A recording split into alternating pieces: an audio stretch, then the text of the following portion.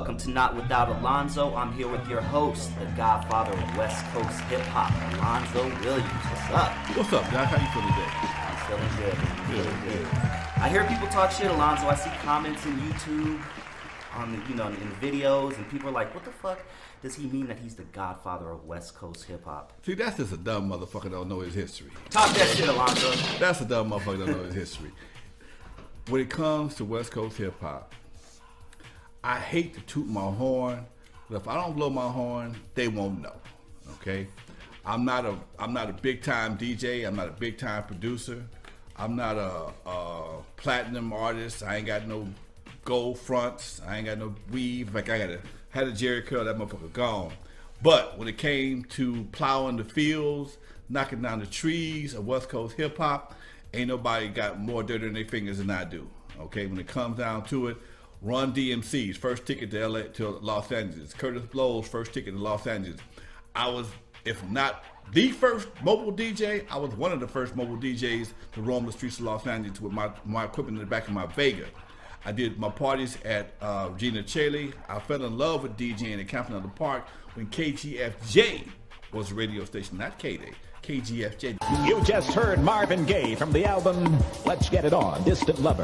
It's non-stop music on KGFJ with Tom Cross. Now you got to be at least 60 years old to know what I'm talking about, okay? I ran Dudo's Music Center. I ran Eve After Dark. I discovered Dr. Dre on the steps of Eve After Dark. Hey, I'm gonna go outside and make sure nothing's popping off, all right? I want you to keep these fat asses shaking. Don't play none of that street ass rap shit, all right? I want these motherfuckers to think about pussy, not pistols. Along with Eazy E. Cruising down the street in my 6'4".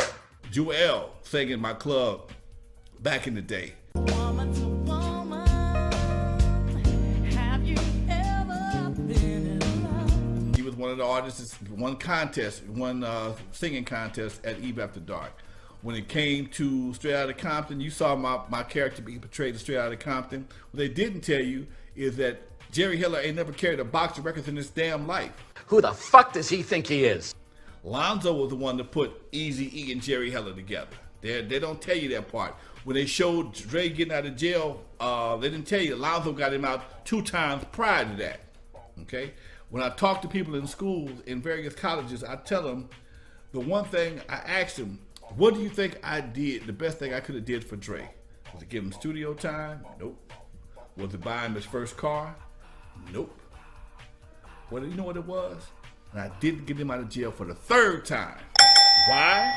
Because he moved to Ruthless.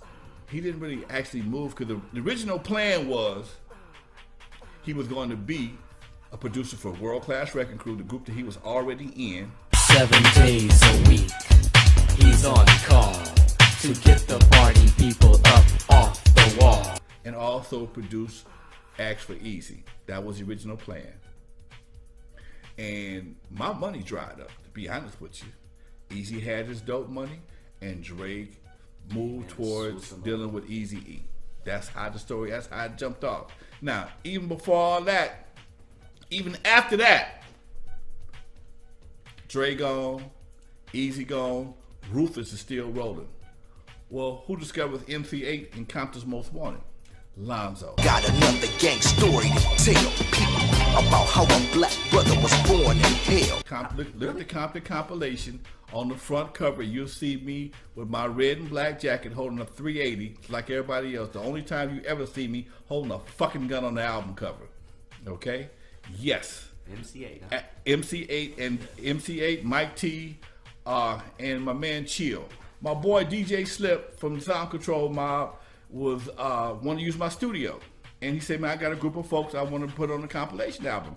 At that time, I had Crew Cut Records, and I also had West Coast Record Distributors, which was the only black-owned record distributor in the country. I found it. I was my creation. I put it together. I brought my people together. Egyptian Lover from Egyptian Empire Records, Rudy Pardee from the LA Dream Team, Unknown DJ from Techno Hop Records, and myself, Crew Cut Records. This is my idea, my creation, and I put them together. And me and Adrian Gregory, yes, that Adrian Gregory, Tupac's former manager, drove to Palm Springs to meet with all the distributors at a distribution meeting and asked them what they buy from us. They all said yes without even a doubt. Damn. Now, we don't have a pressing plant because McCullough was going out of business. I set the meeting up with Steve at Rainbow Records in Santa Monica and brought all 4 of my partners to Rainbow Records and told Steve we were all leaving McCullough. We're looking to start our own distribution company. Would he make our records for us? He says yes, without a doubt. He gave us all a $25,000 line of credit without a TRW, without a credit card, no deposit, no return. Okay? Yes, Lonzo did that. I created West Coast Record Distributors. I put the deal together. Adrian didn't think I could do it, and I love him to death, but he didn't think I could do it, and I did it. We went to Good Fred. Good Fred, oh yes. Ask your mama or your grandmama about Good Fred. Good Fred. Good Fred was a brother from the 70s. He had a beauty shop on 54th and Western. Good Fred was the first hair care product for naturals. He made the first hair care product for naturals before the Jerry curl. Just let your soul go. Just let it shine through. We wore our hair in naturals. Okay, we had the big ass combs and the K-cutter combs and the naturals, the whole 9 yards. And Good Fred was a black entrepreneur here in the city of Los Angeles, from Chicago, if I'm not mistaken. But he allowed us to operate out of his warehouses on 54th and Western, and where we discovered JJ Fad's first record, Supersonic. Supersonic. Supersonic. Rodney O and Joe Cooley. Back to the hook, fool, but you don't hear me though. Yes, all this shit right here came from the creation of yours truly, Alonzo Williams. No, I didn't have time to know how to scratch. I can't scratch right now. I scratch my ass. That's about it. I can't scratch no records. I probably DJ more parties than the average cat. I've owned 6 nightclubs in Los Angeles and Compton. 6. I own record companies. I written hit songs. I own a publishing company. Yes, I own all the footage from Dr. Dre and World Class Wrecking Crew. I own the masters for World Class Wrecking Crew and Crew Cut. So when you talk about me, just because you don't know me as a artist, you might want to know me as a businessman, as an entrepreneur. I ain't had a job in 40 years. No, I'm not a millionaire. I made some mistakes like everybody, like most people have. And probably one of the biggest mistakes I didn't do, well, call it a mistake if you want to, I just refused to sell out. Explain that. Woo! That term sellout is something that in the early days of hip hop, a lot of people were hit with. A lot of people were hit with the word sellout. The Hammers. Hammer was considered a sellout. You can't touch this. You can't touch this. Because you danced for corporate money. Hammer had deals with Mattel, KFC, Pepsi, all kind of shit.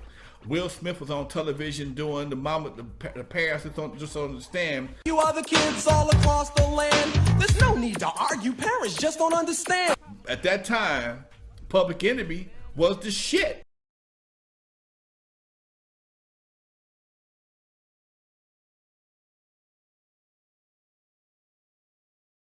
Movement coming. It was a movement coming.